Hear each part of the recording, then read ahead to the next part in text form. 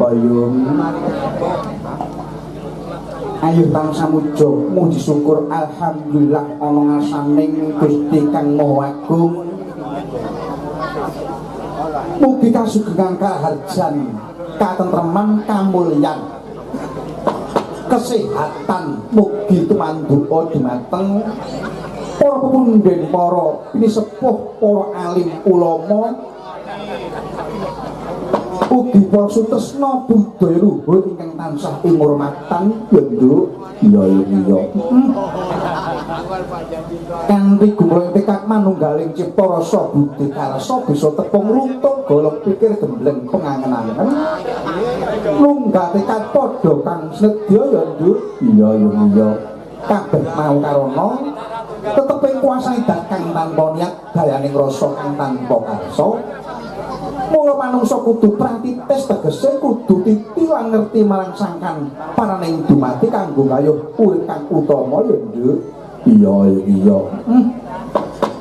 diniki hajat niyate pujanipun nggih menika ing kagungan kersa nduk iya Bapak Lasmin Ibu Parmi sekeluarga nduk inggih menika jemukaken ingkang putra ngono nggih menika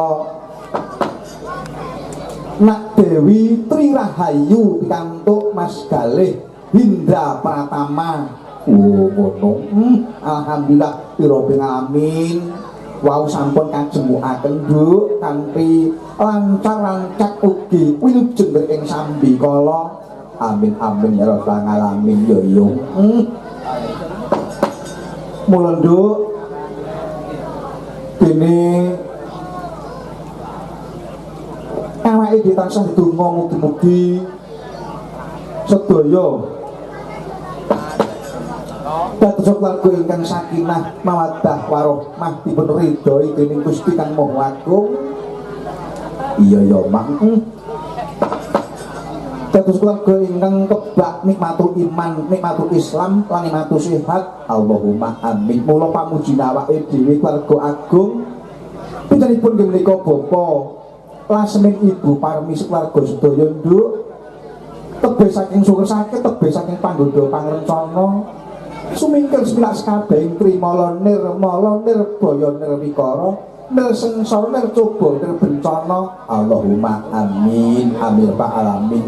Moga dadi keluarga ingkang bagatun thayyibatun warabun gobun ya nduk ya ya iya mboten kata lempen pangabekti kula kunjuk dumateng menika Bapak Kepala Desa ing desa Sedarat kene nduk iya menika Bapak Sugeng Setyoso ya ugi sedaya perangkatipun mboten kata lempen pangabekti kunjuk dumateng menika Bapak kami tuwa ing prengguk mriki nduk nggih menika Bapak Posoirin ngono Mas jan kok piyayine blabyak semanak wah iya jan blater aruan wah pokoke komplit nduk iya alhamdulillah matur nuwun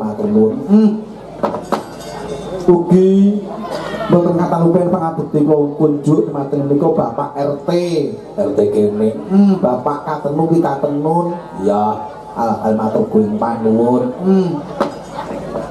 ugi mboten kata lumpen sore wis ditemoni sedulur nduk sedulur lanang nggih menika Pak Rimun nduk oh tanggono sing biyen tau wayangan ya mah matur kuing panuwun ugi sedaya pinanggih rahayu cinta ing sambikala amin amin ya rabbal alamin pokoknya ndongake berkah barokah rezeki tambah kabeh ya nduk iya nduk ayo iki ditepungake para waranggana dikenalake iya iki mengko cukup pangane dada ya nduk mergo para pamirsa yo durung tepung kabeh para waranggana kok wah jan kok iso hayu kaya ngono nyunyur kabeh yo kaya ngono marai melek mripat nduk iya kula aturaken dumateng nggih menika Mbak Hani Kusuma saking Tulungagung Pundi yang pun alhamdulillah. Ya. Jos. Ya. Ewak tenan. Putri Tulungagung. Ugi nggih menika Mbak Niken Saraswati saking Kota Blitar. Yuk, irungin dulu, irungin. Ya. Ugi nggih menika Mbak Utari saking Jambon Ponorogo. Alhamdulillah. Para putrane Ponorogo ya kuwi. Ya. Ugi Mbak Inar saking Kota Tiwul Wonogiri. Alhamdulillah. Kaya Tiwul tenan. Ya. Mbak Brine Sila saking Kota Ponorogo. Alhamdulillah. Bisa bujang kabeh iki pokoke bujang sak eneng-eneng iki. Iki pokoke dagangan kabeh tuh. Ya layak sating celorot. Mbak Mutiara saking Badikan Ponorogo. Alhamdulillah. Biyen cilik saiki wis gedhe. Ya. Ugi Mbak Panti saking Jogja. Iya, ya. Patok bangkreng ya. Begogok ya. Wis diunyer kaya ngopo kaya wis kuwi. Ya patok bangkreng begogok ngono kuwi.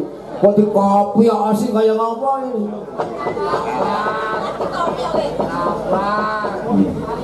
Lah kira-kira napa pengen salin napa pripun? Ngono wae kok wis. Kok lewat ta. Ono wis ana piye napa sakyo katentu kowe iki jimatku selawase urip. Biyen kita apa saiki kita apa?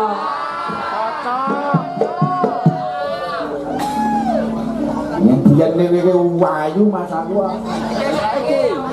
Saiki kok tambah ayu iki Mas.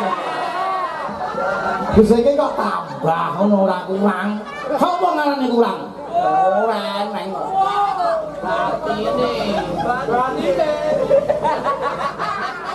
Batine sapa sing roh ngono? Masane batine ya kuwi. Enek ya kuwi ora enek ya.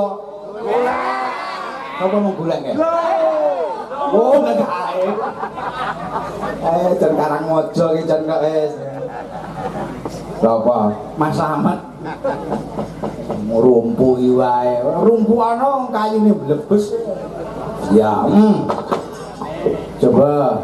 Yuk. Ya, ditancake. Tan dhewe ra dikenal nih. Oh.